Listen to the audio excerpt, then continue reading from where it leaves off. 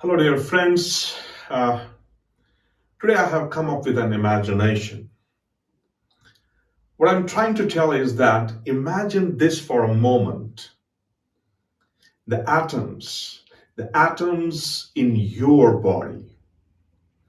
The atoms in your body were once inside exploding stars. And those same atoms, they traveled across the space for billions of years, for millions and billions of years, and imagine then form the planets, the oceans in the planet, the molecules, the cells, and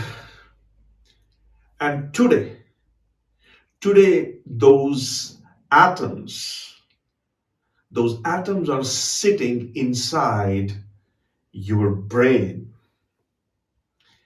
and they are asking one of the deepest question in science. And the question that they are asking is, are atoms alive? This is not just a scientific argument. This is not just a scientific question.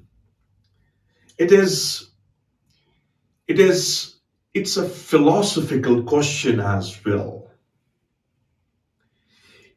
It is not only philosophical, it's not only scientific, it is a cosmic question.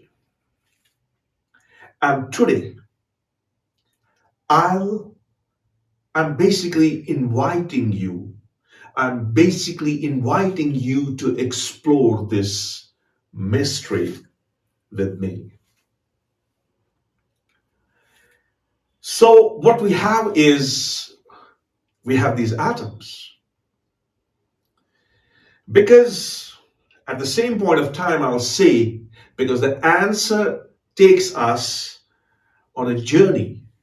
It takes us from these atoms that we are made of, that everything is made of, from these atoms to life, and then life to consciousness, and ultimately to the universe itself. So, guys, let's begin the let's try to begin at the smallest scale, and let's try to understand, let's try to realize that, are these atoms alive? And everything you see, every object you observe, everything you can see around you, you can see your body, the earth, the stars, the air we breathe, everything is made of atoms. I remember the argument of Richard Feynman about this. I'll talk about it later on. The atoms are basically incredibly small. If you will, line up 100 million atoms, they would only form a line about of the order of 1 centimeter long. 100 million atoms. So, here you can imagine the smallness of these particles that everything is made of.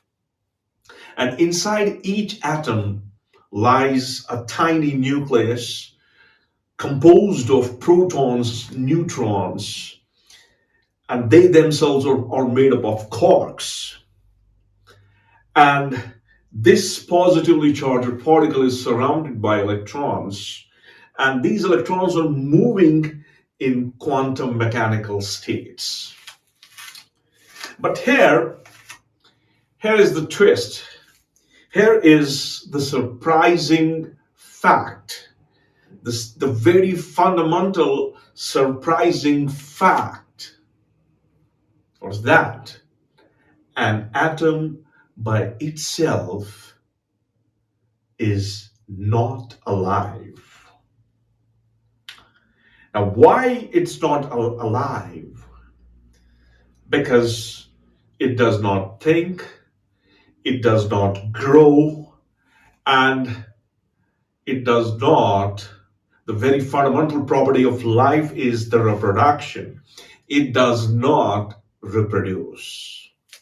But what it does, it simply follows the basic laws of physics. It follows the basic laws, the laws that govern them to be in the state of atoms.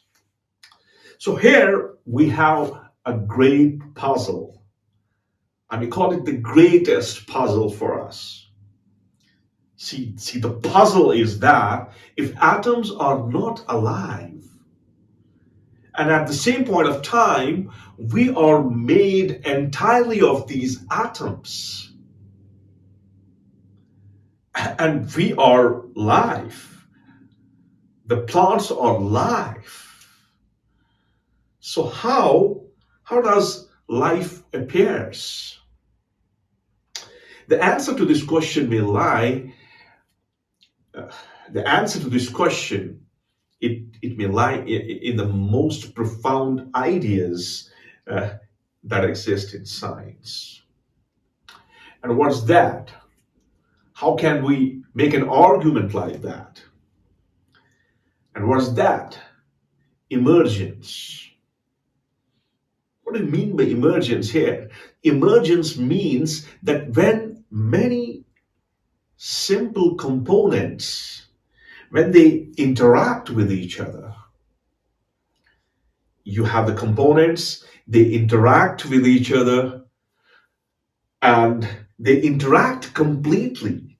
And when they interact completely together, new properties can appear. This we know from abstract science point of view as well. Now, for the sake of argument, let's take an example. Say, for example, we have a single water molecule. If we assume a single water molecule, is it wet? No, it's not wet. But when you have billions of water molecules interacting with each other, when billions of water molecules interact with each other, what they do is we experience the wetness of the water molecules.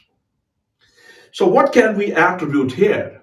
We can attribute here wetness is not the property of a single water molecule.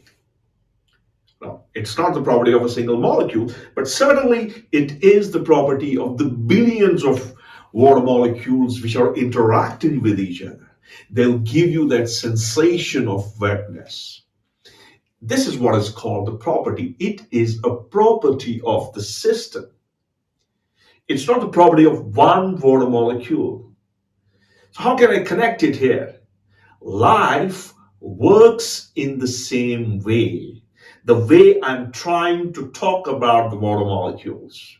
Now, what happens to the life is you have atoms. These atoms combine to form the molecules. And what happens after that? Molecules combine.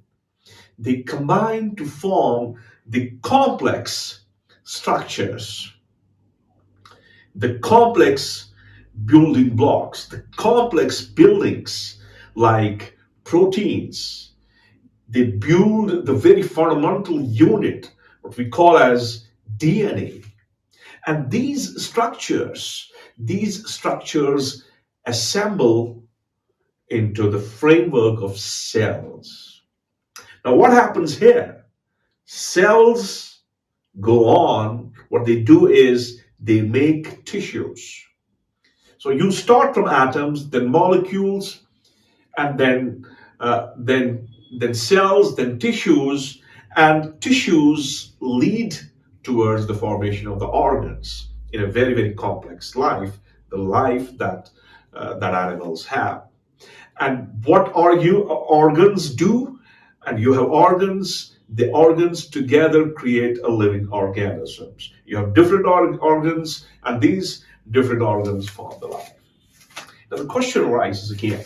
Now at the level of cell, what happens there? At the level of a cell, something extraordinary happens. Something happens that cannot be taken. What happens is matter begins to organize itself. The cells, the cells, or I may say, if I take an individual cell, the cell becomes capable of maintaining its structure. Now, what's happening here is now it processes it processes the energy because it has to maintain the structure, and it tends to repair itself. It repairs itself, and it it makes a copy of itself. It reproduces.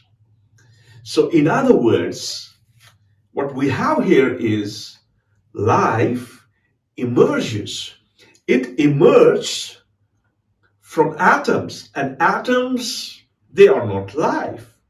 Life is not present in individual atoms. Life appears only when these atoms organize. The perfect organizing of atoms into extremely complex systems. And these systems have to maintain this life by utilizing the energy, taking energy from the surroundings, or carrying this energy inside. But now let's go deeper in this idea. Let's try to go beyond atoms. The question arises, where did the atoms themselves come from? The atoms that exist in your body, the atoms that exist in my body, the atoms that exist in the device which is taking this video, they were not created on earth. Most of them were forged, they were formed, they were created inside the ancient old stars. And inside stars, we have those nuclear reactions. The nuclear reactions create heavier elements. They create heavier atoms. They create these heavier elements, the elements like carbon, the elements like oxygen, the elements like nitrogen. It is not possible for these elements to be created by the pressure that this planet Earth can exert at its core. It's impossible for Earth to create these atoms. So what happens when massive stars explode? You have that fundamental supernova. You have an explosion. And explosions, these elements are scattered across the universe. They scatter, they boom, boom, scatter. And over billions and billions and billions of years, this dust, this cosmic dust, forms new stars, new planets, and eventually the living systems. This is how we can think about it in a very, very simplistic framework. So in a very real sense, if we realize science in its pure form, in real sense, you are made of stars. Your body is a cosmic structure. This planet is a cosmic structure. The universe, this cosmos, the universe has taken atoms. It has taken atoms and organized. It has organized them into the life. The universe has permitted them to have those successful shots, the successful events. But the story does not end there. That's not the end of the story. We cannot make an end of the story because something even more mysterious has happened, has appeared. And what is that something more mysterious? And what is that? And that is perhaps for us what's called as consciousness. And inside your brain are roughly 86 to 90 billion neurons. And these neurons are carrying the information. And each neuron, if I take an approximation, each neuron is made of molecules. And those molecules are made of atoms. So what's happening? Atoms, not alive, but then molecules, then complex things, neurons, alive. And those atoms obey the laws of physics. They don't do anything outside the domain of what has been set for them. Yet, somehow, from this complex arrangement of atoms arise thought. What else arises? Awareness. You are aware that you are something. Imagination. You have a tendency to imagine. You may imagine something that may not be a reality at all. And finally, the curiosity. The atoms inside your brain are now asking questions about this universe. They're asking the questions like how this universe was created and many more. And this brings us to the frontier. This moves us to the boundary of modern science, to the frontier of the modern science. At the very tiniest scale, at the very smallest scales, atoms obey the strange laws of quantum mechanics. They perform their actions in the framework of quantum mechanical laws. And what particles do? Particles behave like waves. They behave like being at many points in space at the same point of time. Electrons exist in terms of probability clouds. There's no absoluteness in the actions of the atoms, what we consider as not alive. Reality at the microscopic level, reality at the atomic level is governed by the mathematical structure. A mathematical structure that are still deeply mysterious, that are still extraordinarily mysterious. Some scientists have even suggested that that understanding, it's an overall gesture that we're trying to understand here, that understanding consciousness may require the deeper insight. It may take us for a deeper insight into the quantum mechanical behavior of the matter. And this quantum mechanical behavior can attribute to the existence of the consciousness of the individuals.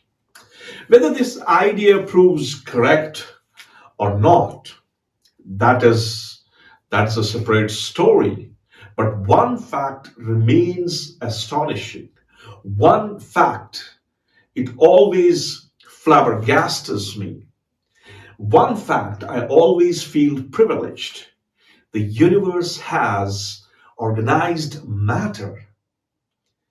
It has organized matter in such a way that it can become aware of itself, or it has been guided to do so. The both things can be correct. But the point is that this is what I'm trying to tell. Atoms formed in the ancient stars billions of years ago have arranged themselves into our brains. They have arranged in themselves in such a way in our brain that they are capable of reflection. So the question arises here, are atoms alive? This is the very fundamental question that we came up with. Now, according to modern science, the answer to this question is no, no, and no. Atoms themselves are not alive. That may be the answer of the question that we came up with in the beginning of this video. But when atoms organize, when they organize into sufficiently complex systems, the complex systems, something remarkable happens. Something happens that certainly flabbergasts anybody, any personality. What was that? Matter becomes life. It becomes life. And what can I say here is that, and life becomes consciousness. So you have atoms, they are not live. You have the arrangement of atoms, there's life. That life makes the consciousness, which means that the universe is not just the collection of atoms. This is something that we understand by trying to understand it. It is a system in which atoms can organize. They can organize into beings capable of asking, in being capable of asking the questions about the existence itself. This is where it takes us. In other words, I can say, I can a bit pay for it. I can say that, in other words, the atoms in your body, the atoms that your body is made of, they are not alive. But they have what they have. They have organized. They have organized themselves into you. It's that organization of atoms has led into you, into me, a thinking, questioning, conscious